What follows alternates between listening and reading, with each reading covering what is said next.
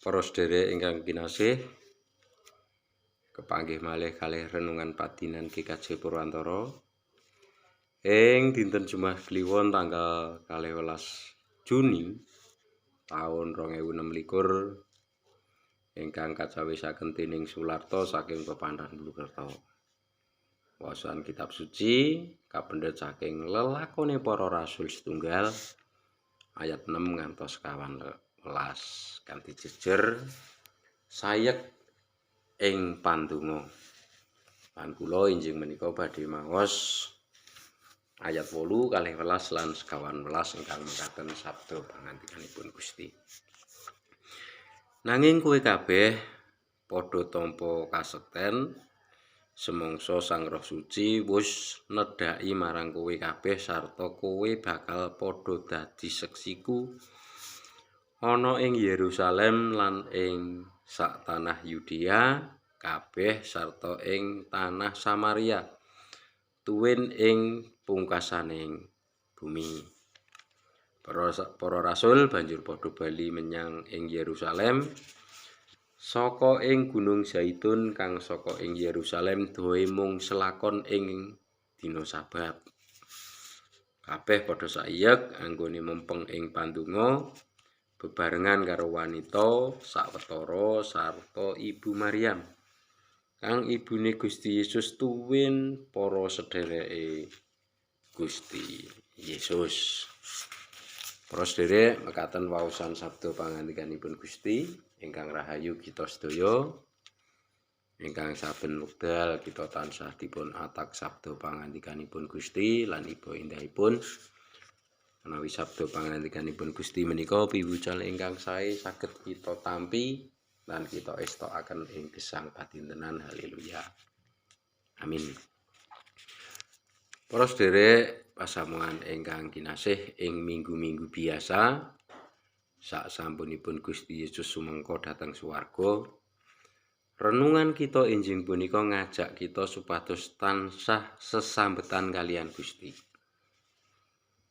Lajeng kados pundi kita saged tansah sesrawungan kalian Gusti.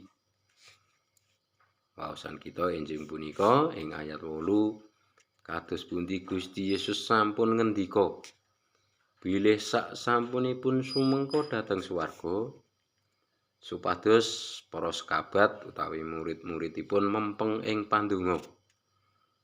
Awit sarana pandonga punika ingkang dados napas lan sesambetan kalian Gusti.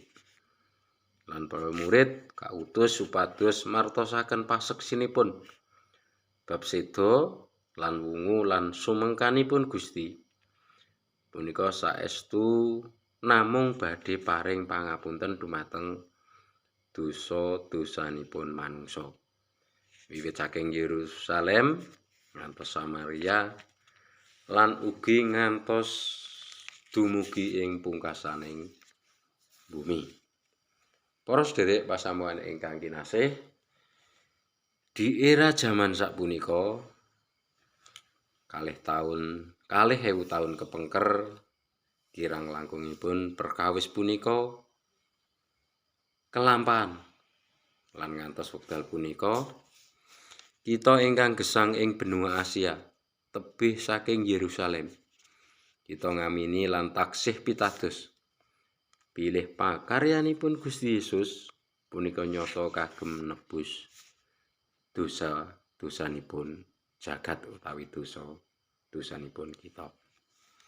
Para sedherek pasamuan ingkang kinasih, mila monggo lumantar renungan injing punika kita sami mbangun sesrawungan kalian Gusti Allah lumantar pandonga ingkang saben wekdal, saben kahanan lan saben kawontenan kita tansah saged komunikasi kalian Gusti lumantar pandonga ingkang kita aturaken dumateng Gusti.